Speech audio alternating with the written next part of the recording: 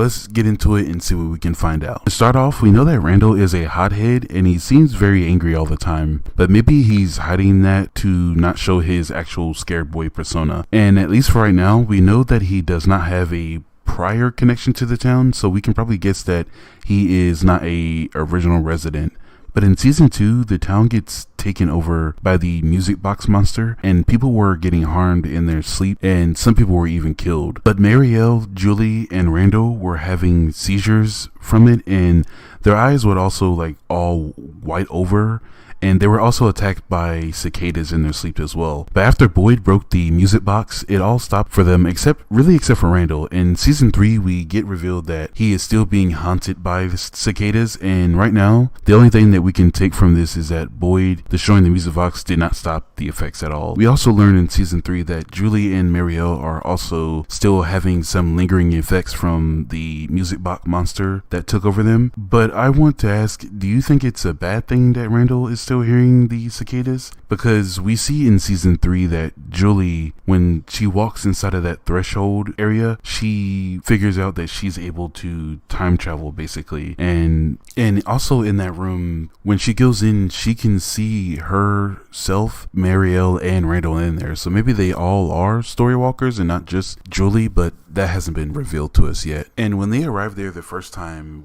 it was just Julie and Randall was a little scared to go in because he said he gets a pretty weird and bad feeling from the place, so he's decided to leave, and Julie kind of stays and just looks at the place for a little bit as well. So maybe it is a good thing that he didn't go in there. Maybe it's some change or something bad could have happened to him. Maybe, I don't really know, but we'll see hopefully in season 4. But now let's talk about the big elephant in the room, and that's the drawing that we see here of the man in yellow, I would presume, but also it has the same facial scar that Randall gets when he is attacked that one night when Boyd decides to leave him. But here in Miranda's picture, the resemblance to Randall is very much there. We can see that he has the same buzz cut and big ears that Randall has, so maybe this is a version of the man in yellow from the past, and eventually in this cycle the man in yellow or Randall will become the man in yellow. Or could Miranda be trying to say that his mind is being controlled by the man in yellow, and she could just be trying to put that in some type of artistic way here that we can't really understand? But we see in the scene where he does get taken by the night monsters, they say that Randall is ours now. So is that what they could mean by that he is now part of the town, and eventually he might evolve into the man in yellow? But we really don't know what really happened to him that night, and Randall hasn't really spoken about it as well. He does seem a little shaken up after all of it though, because he wants to not sleep in the van and sleep in the hospital now. But that could be a way to get in there and hurt the people in there or let the monsters in at night. We'll have to wait and see in season 4. But maybe in season 4, we can expect Randall to maybe be a hero of the town, because he has been observing and studying the monsters throughout season 3 since he's been stuck in that van. And he's said he's been learning how they walk through the night and their patterns that they do. And he talks about how one of them always hums to him for several minutes before walking away. And if they're choosing not to kill Randall whenever they capture him, maybe Randall can learn a little bit more about the monsters, even find a weak spot for him to be able to kill him easier without them having to get the bile from him. And lastly, Randall could be turning it into the same type of monster that the man in yellow is, and we're not too sure what the man in yellow is capable of completely, but we do know that he has a sense of everything that goes on in the town, and also that he can walk during the daytime as well. And it's speculated that he can also story walk as well. So maybe Randall could do all of that, and if that's the case, it makes it a little bit more concrete that he might be the man in yellow. And I've also done a little bit of research about the man in yellow to see if we can find any connections, but we'll get into that in just a second. The man in yellow has some distinct physical features that are very different compared to the other creatures that roam around the town.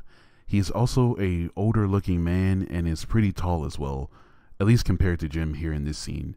But what stands out the most is that he can stand in direct sunlight, and also his teeth are black and his eyes are black as well. But it seems that the writers are pulling inspiration from a book called The King in Yellow by Robert W. Chambers. It is a series of short stories that are connected to the Cthulhu lore and mythos, but it talks about a powerful deity that manipulates and takes the mind over people, which drives them to madness. There are also major themes of decay and, of course, the supernatural. But it is not just a character, it is also a play in the story as well that can drive the people crazy while reading it. Also, it says that the King in Yellow is not just one person, but can control many at one single time. Over the many different books in the mythos, he has gotten many different names like Hatzer and Him Who Is Not to Be Named or the Unspeakable One. And similar to the Man in Yellow in the season 3 finale, the King in Yellow is a towering man wearing tattered yellow robes, which in some depictions, unlike what we see in From, the King in Yellow is seen with wings or even a halo sometimes. But the same book by Chambers says that there is a sign or a symbol that drives people mad, kind of like the same one that Jade sees. But in the story eponymous from the book The King in Yellow, it says that the sign does not look like any human script, but is a curious letter written in gold. And in another story in the book, it also says that anyone who looks at the sign will be possessed in some way and driven to madness. Now let's talk about Carcosa. The book The King in Yellow and the play explain vaguely that the city is a cursed and ancient place. In the books, many different stories explain that the city could be on a star cluster named Hyades or in a completely different dimension. I think that the Fromville is in a different dimension because of how everyone arrived at the town from different parts of the country.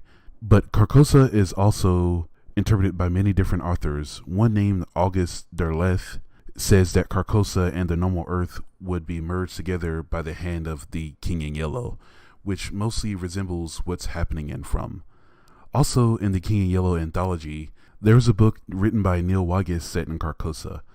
In an American remake, basically, a man takes an exit that reads Carcosa, and the story explains how the town is almost like an afterlife or a purgatory, and that is a lot of what's going on in From as well. But there are many theories surrounding the Man in Yellow, so let's talk about a few others that I have came up with. The Man in Yellow could also be a story walker, but my reasoning for this is that he seems to know what's happening around the town without even being there. Like when he says that Jade can really play a good song or knowledge comes with a price. But it's almost like if he's already know how's this going to play out. I also think that the boy in white and Ethan have some sort of connection to the Man in Yellow as well. The boy in white could be the son of the Man in Yellow being the force to directly oppose him. And with all the characters seemingly having a pretty major role right now, so far Ethan is the really only one that hasn't had any major significance to the story, at least. And what I'm saying is, I think that he could be the reincarnated version of the Man in Yellow. What do you think? But today, let's talk about other things that he could be. Now, for my first theory, I want to talk about how the Man in Yellow could be a golem. But before we get into that, let me explain what a golem is. So they come from Jewish folklore, but they are a creature made of clay or the earth, and they are magically brought to life, but they are used to protect things and people. Most of the golems that we see today in movies and games are what they are based off of. But originally, creating a golem was a way for medieval Jewish mystics to come closer to God. And also, the golem assumes the role of an assistant on a specific mission. Now, the reason I think that the Man in Yellow could be one is because when we take a look at his clothes, it looks like he has dirt all over them, and is even covering his face as well, like he came right out of the ground. It could explain how he was able to appear where Jim was, because it doesn't make sense that he would target him, because he was not the one to play the instrument in the first place. I think he was just collateral damage because Jim was there when he rose from the ground.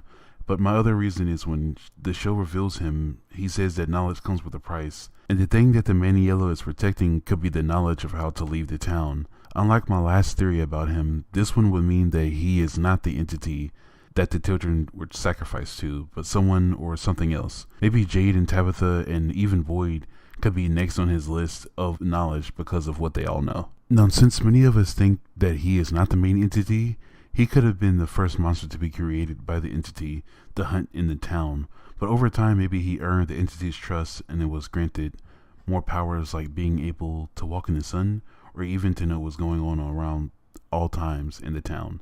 But with these powers in general, it changes everything for the townspeople. They would have to dramatically adjust by not even going outside now. I think that the man in yellow even has more tricks up his sleeve. I think that he will be able to ignore the talismans, and maybe that's why they introduced those poles in season 3 with the heads on the stick. I think that those might be what could ward off the man in yellow. And as we know, Martin did tell Boyd that there are even worse monsters, so hopefully they will have these to ward them off. And Ethan could be the man in yellow as well, because throughout the whole entire series of From, we do see Ethan wearing yellow many times. It's like the writers might have been hinting at something all along, or maybe it's just a coincidence. Ethan also uses that storybook of his like it's a survival guide, so he could be, or maybe Ethan could be, the future version of the man in yellow. He could also be a story walker just like Julie, or it could be another type of connection. Like maybe when we see Ethan wearing yellow, maybe that's when the man in yellow is in control of him, or at least looking through his eyes to see what's going on in the town. And that could be another reason of how he knew Jade was playing that song. But it might be a chance that the boy in white and the man in yellow have some sort of connection as well. As for right now in the show, we see the boy in white as a force of good and the man in yellow the direct opposite. But I'm thinking that they are the same person. The man in yellow could have been the boy in white this whole entire time pretending to help the townspeople, but really he could just be setting them up with whatever agenda that he has. When Jade plays the song, when we actually see the man in yellow, he had to intervene himself to stop them from getting too far, as we see in episode 9 of season 3, that the boy in white seems different, like his personality has shifted, and he also looks a little different as well. He told Victor that things are changing and that he couldn't help Victor, maybe because the man in yellow has control of him now, and if he did, that would mean that he could find out anything that the boy in white could be doing, so that's probably why he told Victor no. Also, there's a chance that after playing the song and understanding what Ankui means, Tabitha and Jade now probably know who the man in yellow is, or maybe what he is. We see back at Victor's family home a bunch of pennies that Miranda had made, and one of them is the man in yellow. Probably won't be revealed immediately, because it seems like the man in yellow is trying to break Tabitha down so he can stop her from revealing the truth of the town.